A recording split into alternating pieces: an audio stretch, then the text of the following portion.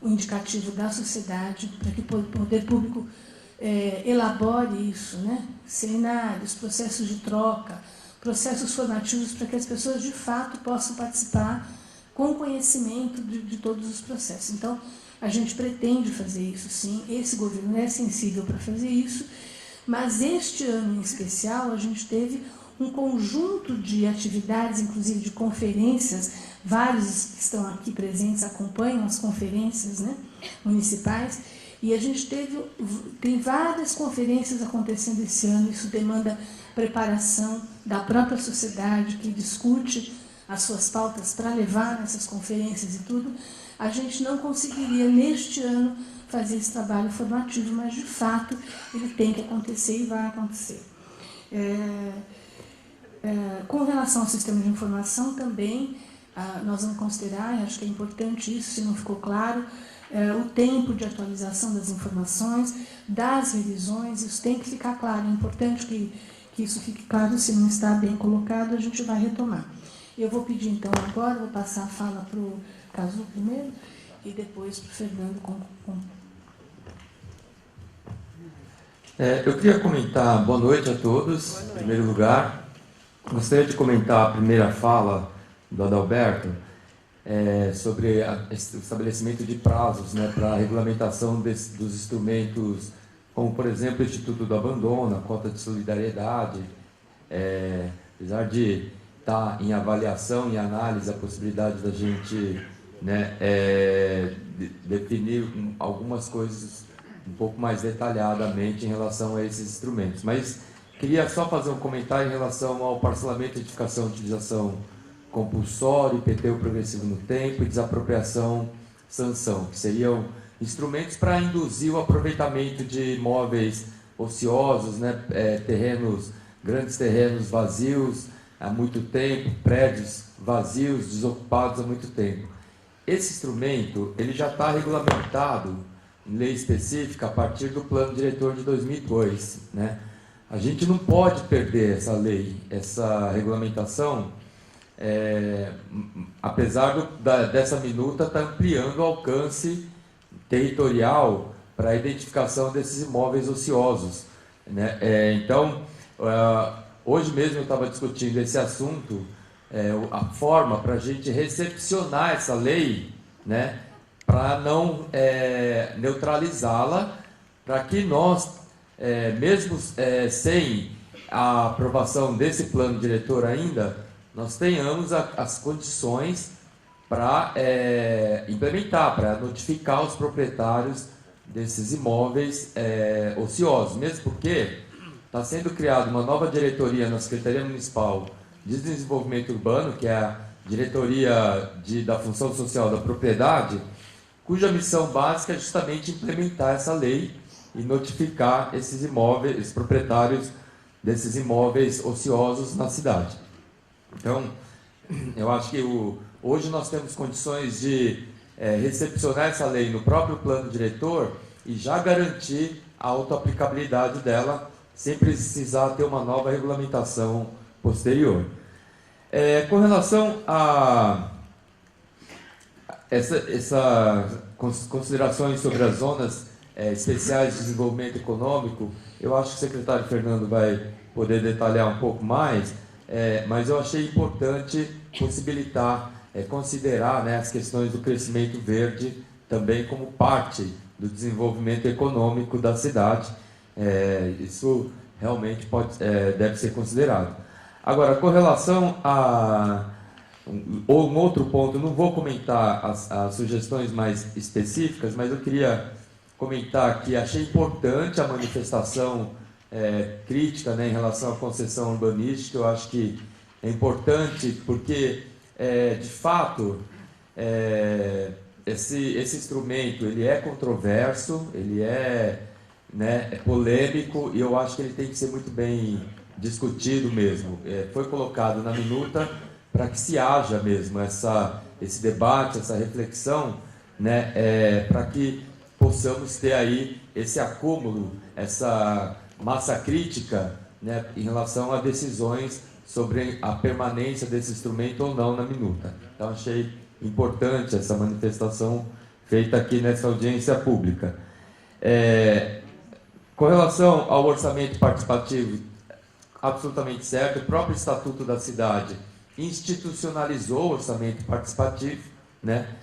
Isso, a gente está com uma preocupação grande em vincular o plano diretor com os instrumentos de planejamento financeiro do município, o plano plurianual, a lei de diretrizes orçamentárias, a lei de orçamento anual. Eu acho que é absolutamente coerente, já que a gente está querendo fazer essa articulação, essa ligação, já que a gente defende que o plano diretor seja participativo, nada mais coerente que o orçamento também seja participativo nessa mesma lógica. Com relação à operação urbana no plano diretor, a gente não está revogando todas as operações urbanas, né? A gente só está revogando aquela lei genérica da operação urbana Rio Verde Jacu, mas a gente não está anulando operações urbanas naquela área e também nas outras partes da macro-área de estruturação metropolitana. Então, essa é a parte da cidade onde o plano diretor define a possibilidade de realização de operações urbanas consorciadas, inclusive nas áreas da Avenida Rio Verde Jacu, né? O que está sendo feito é só aquela revogação daquela proposta genérica e que está mal formulada, aquela legislação sobre aquela operação urbana lá na Rio Verde da Jacu, porque ela acaba não tendo muita efetividade e acaba incidindo num território muito grande e pouco efetivo, pouco estratégico do ponto de vista da reestruturação urbana. Então, a gente está querendo focalizar melhor a aplicação desse instrumento da operação urbana consorciada. Bom, as questões em relação ao patrimônio cultural, a gente está mantendo e aperfeiçoando nas zonas especiais de patrimônio cultural, inclusive considerando o patrimônio imaterial, né? A possibilidade das zonas especiais de preservação cultural incluir, né, essas outras dimensões da cultura da cidade também.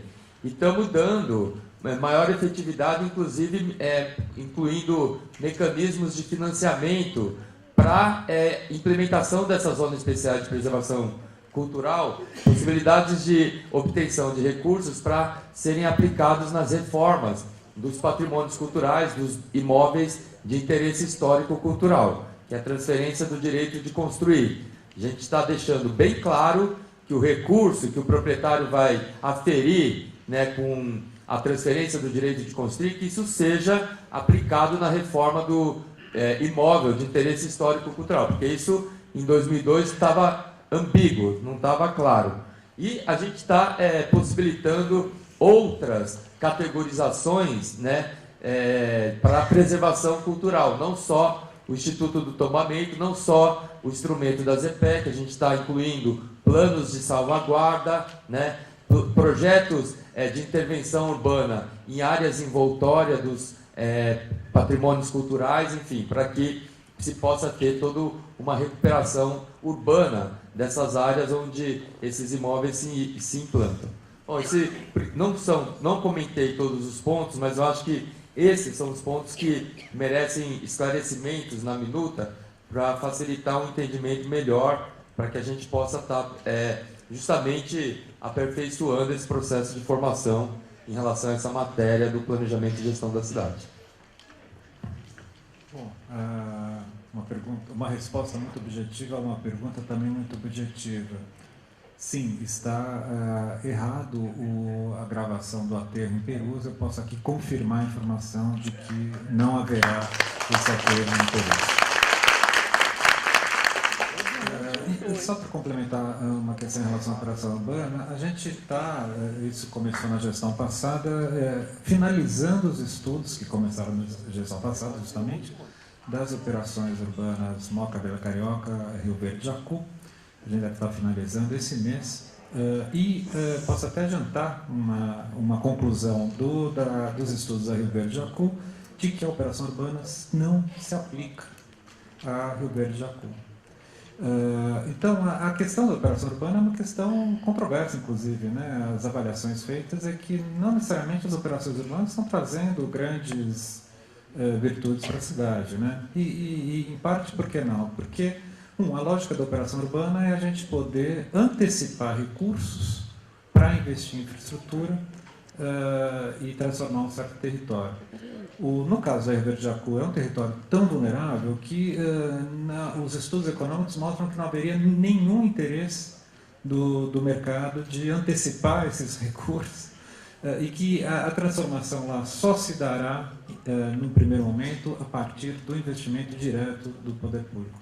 Mas a lógica das operações faz com que o que se captura do ponto de vista de investimento e valorização, ele tem que ser mantido na mesma área, né? Essa é a lógica da operação. Já a lógica da outorga permite que o poder público capture a valorização da cidade que o próprio poder público gera e que possa ter políticas distributivas, que essa outorga que o poder público capta possa ser investida nas mais diversas coisas e áreas.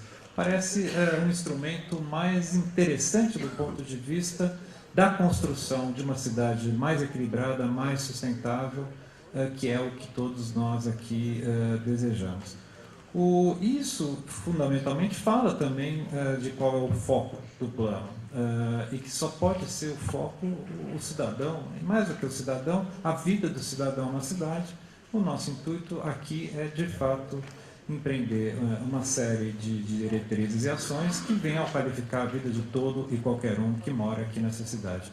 E só para complementar uma questão em relação que o Adalberto colocou da média densidade, a gente também está aqui trabalhando com um conceito que é muito importante de frisar. Se, por um lado, os eixos urbanísticos, na sua associação entre a expansão da rede de mobilidade, a oferta de equipamentos públicos, serviços e comércio, centralidades lineares e o desenvolvimento imobiliário, de fato é uma lógica que traz um adensamento prioritário ao longo desses eixos. Isso, por um lado, nos permite a ter em todo o restante, ou seja, nos interstícios, nos intervalos, nos vazios entre as linhas dessa grelha, dessa rede, áreas de média e baixa densidade, que, na verdade, poderão oferecer, por um lado, a diversidade necessária para uma metrópole de muitos milhões de habitantes, a diversidade de formas de vida necessária, e, por outro lado, também a conservação, a preservação de algo muito importante que tem surgido em todo e qualquer discussão pública, que é a possibilidade da gente ir, finalmente, construindo e preservando as identidades locais, a vida local, que é algo muito, muito, muito importante. Para que a gente garanta isso, e esse é o foco justamente no cidadão, a gente então precisa orientar onde o adensamento se dará prioritariamente. Nos parece que o lugar mais correto, mais desejável, é apenas nos eixos de mobilidade. Senhor Euler e o senhor José Trindade na sequência.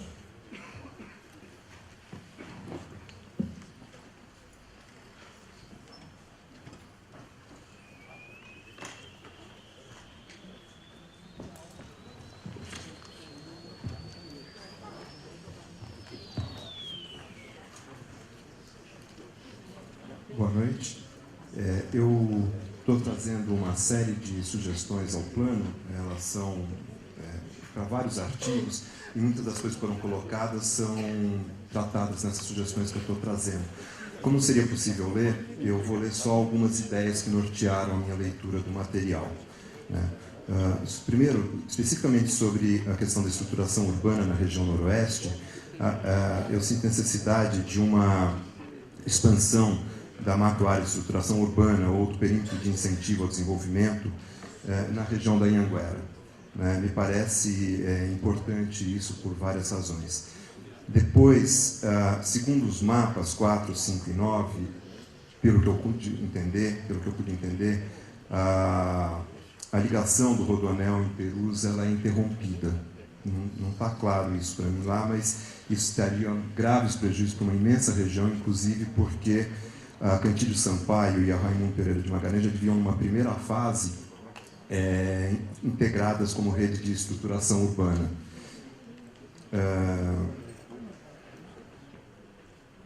Bom, algumas outras questões também sobre transporte público, que são muito deficitários nessa região, que precisariam de um olhar específico no plano, e muitas delas se resolveriam no desenho dos mapas, já que as ideias estão contempladas em parte nos textos. Eu também estou sugerindo algumas inovações ao texto, não que sejam inovações em si mesmas, mas ao texto, como, eu vou ler algumas coisas para caber no tempo. Criação de uma área de especial interesse cultural e de paisagem. Sua finalidade é a geração de desenvolvimento local através da cultura e do ambiente, o entendimento dos processos urbanos e ambientais, fruição de seu patrimônio material e imaterial, o respeito do direito à cidade, à gestão democrática, e que pode se agregar a linhas de programas outros, como Cidade Educadora, Cidade Sustentável, Cidade Saudável e várias outras que estão aí. Eu estou sugerindo inicialmente 5 áreas dessas serem incluídas no plano diretor: uma Jaraguá, Cantareira, Juqueri, outra Carmo, Itaim, outra Várzea do Tietê, no leste, outra Bines, Guarapiranga, em torno das intervenções do Rodoanel na Zona Sul e mais algumas coisas, Cratera e tal, e outra Ferrovia Centro, que eu acho que dariam conta, se elas não se opõem aos outros instrumentos que estão previstos, ela permitiria criar um eixos culturais dentro da cidade. Estou sugerindo também inserir uma nova seção, acho que no tópico 2, no título 2, ao final, referente à remoção e deslocamento da população de baixa renda em programas de obras públicas ou consorciadas, e recomendações para regularização fundiária, que eu acho absolutamente urgente. Eu cheguei a escrever um roteiro disso para tornar mais palpável as sugestões. Estou sugerindo ainda, na questão local, a recriação dos núcleos regionais de planejamento, integrando e procurando indicar formas, articulando os representantes da população e diversas instâncias locais, secretarias e concessionárias, indispensável para que a subprefeitura possa cumprir as funções que lhe são reservadas.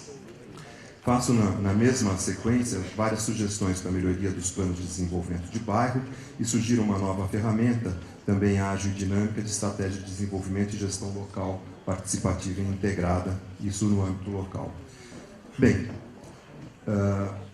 eu fiz uma série de outras sugestões que tentam articular as questões das iniciativas culturais e educacionais independentes e institucionais com a compreensão dos processos naturais e urbanos e a transformação das paisagens, sua significação, introduzir o conceito de lugares de memória, e falando assim pode parecer teórico, mas elas estão postas dentro do texto, na forma de lei, né? Na forma do texto. Procurei sugerir várias formas inovadoras e participativas, na minha opinião inovadoras, para a articulação das escalas regionais e locais, que eu acho que o plano diretor, na forma atual, não contempla, dos órgãos setoriais descentralizados e concessionárias. E aí, eu vou ler só esse trecho aqui, há um conjunto muito grande de planos previstos no PDE, e uma certa idealização do plano enquanto instrumento, esses planos todos, que tendem, além de tudo, a um alto custo e com pouca flexibilidade, quando o que muitas vezes é necessário são estratégias de ação mais consistentes e efetivas. A dificuldade apontada é também, como você acabou de dizer, que esses planos e instrumentos setoriais previstos multiplicam já excessivo esforço participativo e técnico quando poderiam ser feitos de modo integrado. Vou dar um pequeno exemplo. O plano de paisagem, áreas verdes, equipamentos urbanos e sociais e de gestão de áreas públicas poderiam ser integrados num único plano. Conclua, por favor. Sim. Então, nesse sentido, eu propus a integração dos diversos conselhos e instâncias na escala regional, traduzindo em uma visão unificada aos munícipes e técnicos, coisas interdependentes que hoje estão esfacelhadas em miríades de instâncias. Mais ou menos o que você falou, eu acabei inserindo no texto uma série de recomendações que caminham nessa direção. Bom, eu vi, e não vou falar sobre isso, sim, eu só vou mencionar que eu achei muito problemático o texto das AIUs. Eu acho que elas são necessárias, mas como está, elas são um problema muito sério. E graves questões no consórcio imobiliário e outras que foram acabadas de mencionar aqui. Eu acho que você vão ter coisas que, na operação consorciada, eu acho que isso precisa de um olhar urgente. Bem, eu concluo só fazendo um convite, então, eu sou professor da FAO e do Lab Cidade, e a gente organiza um projeto chamado Universidade Livre Colaborativa na região noroeste, por enquanto em Anguera, Perus. No dia 21 de setembro, agora, às 14 horas, no CEL Perus, a gente vai realizar uma apresentação dos estudos que a gente fez sobre o plano diretor, e a gente gostaria de contar com a participação de vocês nesse dia e de todas as pessoas que quiserem ajudar a gente a construir o conhecimento, porque o plano diretor ainda tem uma segunda rodada de embates com a Câmara e a gente quer tentar aprimorar as coisas. Bom, eu agradeço a oportunidade. Senhor José, verdade. 14h30. Dia 21, 14h30. Na sequência, o senhor Fernando... Não, senhora Fernanda? Colorado. Coronado. Boa noite a todos. Saúdo, secretário, em nome do secretário de todos. Meu nome é José Trindade Celes, eu sou vice-presidente do Conseg Lapa e morador na Lapa há 38 anos. Eu já tenho acompanhado as operações urbanas desde há 4 anos e eu quero aproveitar a oportunidade, secretário, e parabenizar esta gestão, porque é a gestão que está dando uma abertura para que todos nós possamos discutir, participar aqui, ao contrário da anterior, que infelizmente era só impositiva. Então, está de parabéns essa abertura democrática, que realmente é muito importante, haja visto que isso aqui já está respingando nas manifestações de junho, né? Então, parabéns por essa abertura.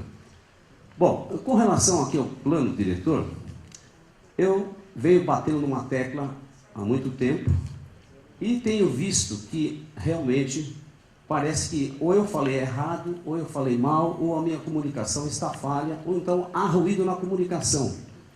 Porque eu tenho debatido que, por exemplo, São Paulo precisaria parar e fazer uma parada técnica para fazer o quê? Um reestudo de tudo que se pode se fazer na cidade. Ou seja, a palavra manutenção, por exemplo, ela não está contemplada aqui nos planos. Ou seja, nós temos equipamentos públicos, pontes, viadutos, galerias, tanta coisa para se fazer manutenção e não é feito. Eu fico imaginando o seguinte, se não é feito agora, como é que vai ser esse plano futuramente? Então nós temos que ser realistas. A prefeitura tem um orçamento limitado, então ela tem que usar de criatividade. Então, primeiro vamos recuperar esses equipamentos públicos, todos, aplicando-se a manutenção. E aqui nesse plano, contemplar a sua aplicabilidade. Porque manutenção é fundamental, não adianta nada nós termos casa bonita, tudo direitinho, sendo que os espaços públicos estão tão ruins. Observem, vocês todos que andam em São Paulo, em algumas situações do trânsito, atravessar viadutos, principalmente quando tem enchentes. Principalmente quando tem enchentes. A manutenção pública de São Paulo, lamentavelmente, é um caos. Então isso serve de aviso, senhor secretário, para que nós possamos fazer futuramente um departamento que funcione na manutenção da cidade.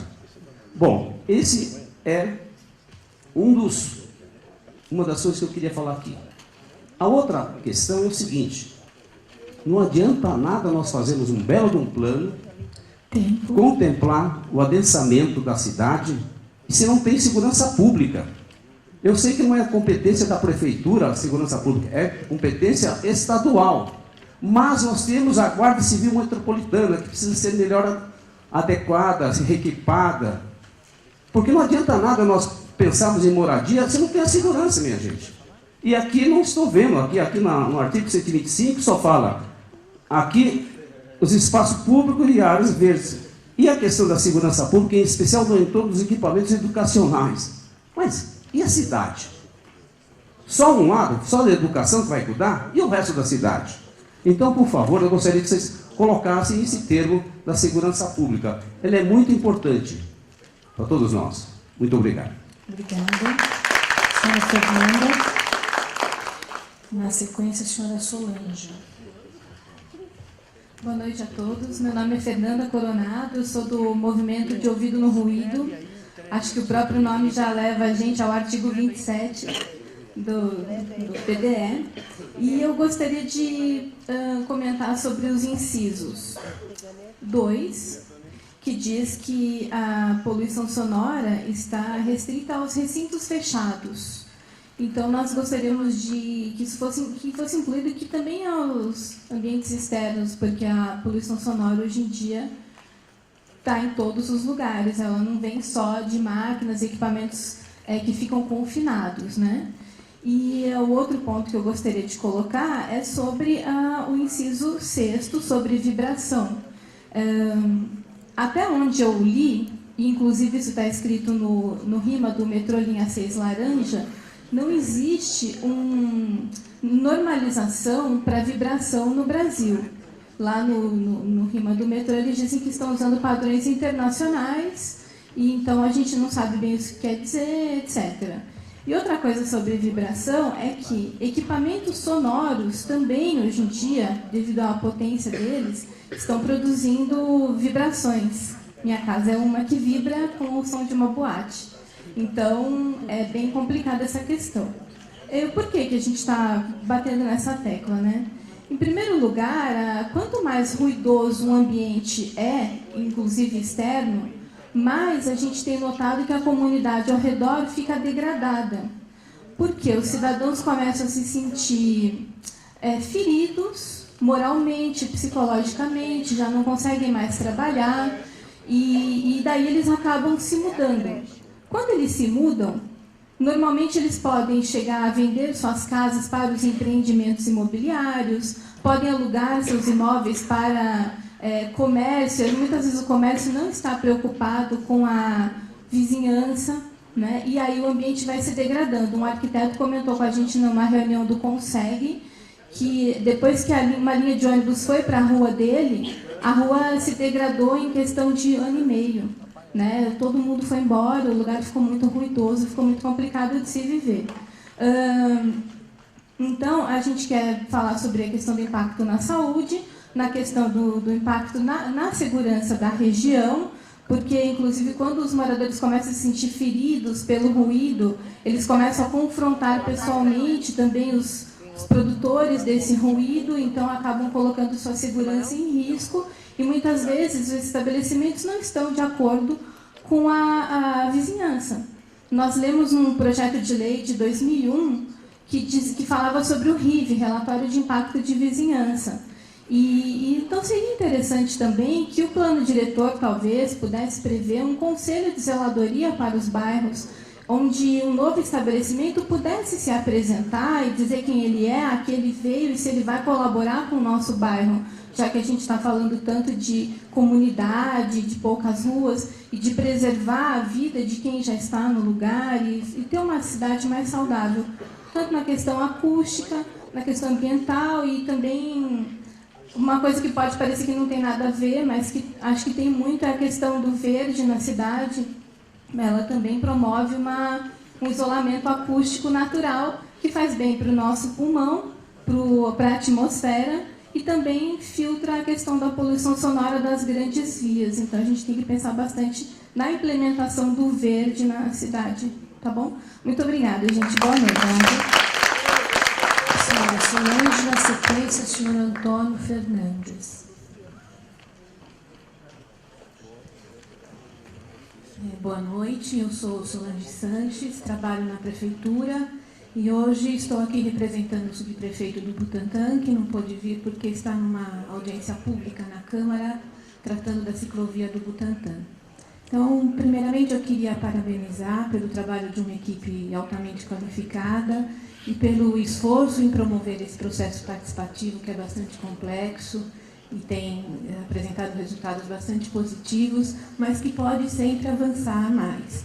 Por exemplo, no aprofundamento do diálogo das subprefeituras com a secretaria. E é um pouco nesse sentido que eu queria pontuar aqui 3 questões, 2 dizem respeito mais especificamente ao Butantã e um pouco mais geral. A primeira refere-se ao mapeamento das macroáreas no Butantã. Hoje, cerca de 30% do território já é considerado macrozona de proteção ambiental. Parte desse macrozoneamento tem características socioeconômicas que justificam a criação de uma macroárea de redução da vulnerabilidade urbana, o que não está colocado na minuta. Então, eu gostaria aqui de registrar nossa solicitação de revisão dessa macroárea, do mapeamento das macroáreas no Butantã, com a criação de uma macroárea de redução da vulnerabilidade urbana na macrozona de proteção e recuperação ambiental, e também a revisão dos limites e da abrangência da macroárea de recuperação urbana e ambiental, que está um pouco expandida para além daquelas características que ela deveria ter. O segundo ponto diz respeito ao Programa de Recuperação Ambiental de Cursos d'Água e Fundos de Vale, que consta no atual plano diretor, mas que não consta na minuta que está em discussão. Esse é um programa extremamente importante, que já se mostrou muito positivo para a cidade. Há vários estudos que consideram esse programa como um novo paradigma da política urbana. Ele goza de legitimação social, eu posso dizer isso com base em experiências do Butantã e de outras regiões da cidade. É um programa que tem um potencial de articular políticas setoriais e a gente entende que o momento de revisão do plano diretor é também um momento de consolidar aquelas políticas que têm se mostrado positivas, de aprimorar essas políticas, de aprimorar os instrumentos que podem viabilizá-la. Por exemplo, de transferência de potencial construtivo. Então, aqui fica também uma solicitação para incluir novamente o programa de recuperação ambiental de cursos d'água e fundos de vale, para que ele tenha perenidade, porque ele é necessariamente um programa de implementação de longo prazo. E, por fim, eu queria dizer também um pouco sobre o adensamento proposto ao longo dos eixos de transporte coletivo, que nós entendemos que é preciso uma caracterização rigorosa desses eixos, sobretudo no Butantã, que tem várias peculiaridades, muitos desses corredores são fundos de vale, e apenas depois dessas considerações e suas especificidades é que nós achamos que é possível olhar nessa perspectiva do adensamento. Seria isso. Obrigada. Obrigada. Senhor Antônio Fernandes, é o último desse bloco.